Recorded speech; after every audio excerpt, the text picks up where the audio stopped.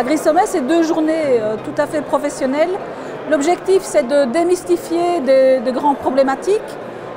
C'est aussi surtout d'inspirer les agriculteurs, agricultrices, puisque en fait, finalement, l'objectif, c'est d'amener des solutions à plein de problématiques qu'on peut rencontrer tous les jours dans les fermes.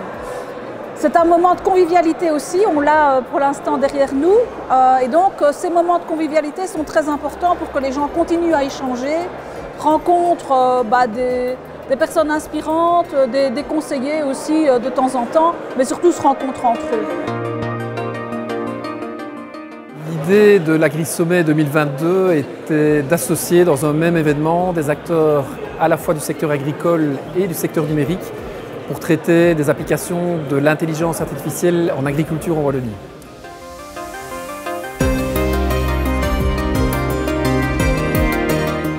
Alors ce matin, on m'a demandé de démystifier les concepts d'intelligence artificielle et de les contextualiser dans le milieu agricole.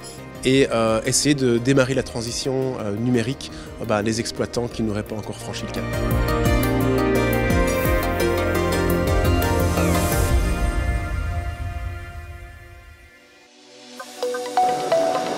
L'Agri-Sommet, c'est un endroit où en fait on essaye de regarder l'avenir.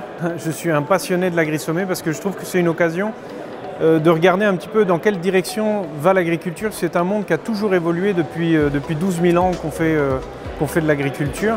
Et je pense qu'il y a quelque chose de normal dans l'évolution de l'agriculture, ça fait partie de son ADN. La digitalisation a déjà un beau passé et certainement un bel avenir en Wallonie, donc c'est sûr et certain.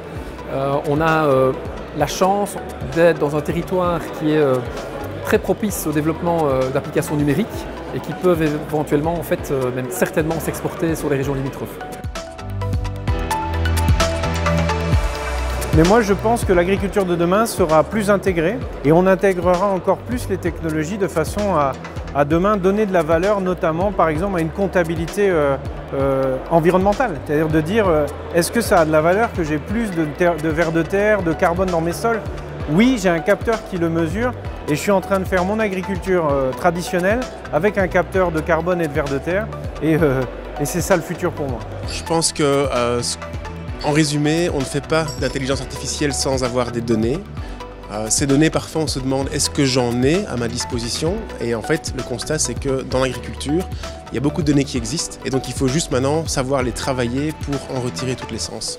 Et deuxièmement, l'IA aujourd'hui c'est peut-être un buzzword, mais on remarque qu'il y a quand même des applications assez tangibles qui existent sur le marché et qu'en fait faire le pas n'est pas si compliqué que ça.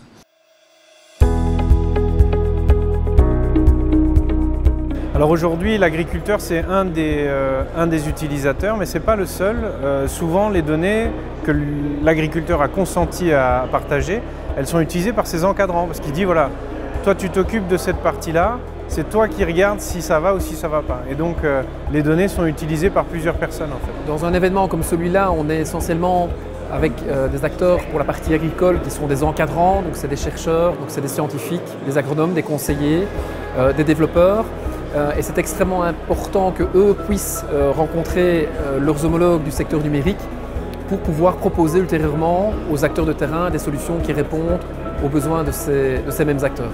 J'invite les gens à venir et je pense aussi que tout ce qui est organisé par Digital Wallonia a un vrai impact en fait et que c'est une vraie opportunité pour tout le monde de venir, d'écouter et d'essayer après de se lancer dans ces nouvelles technologies.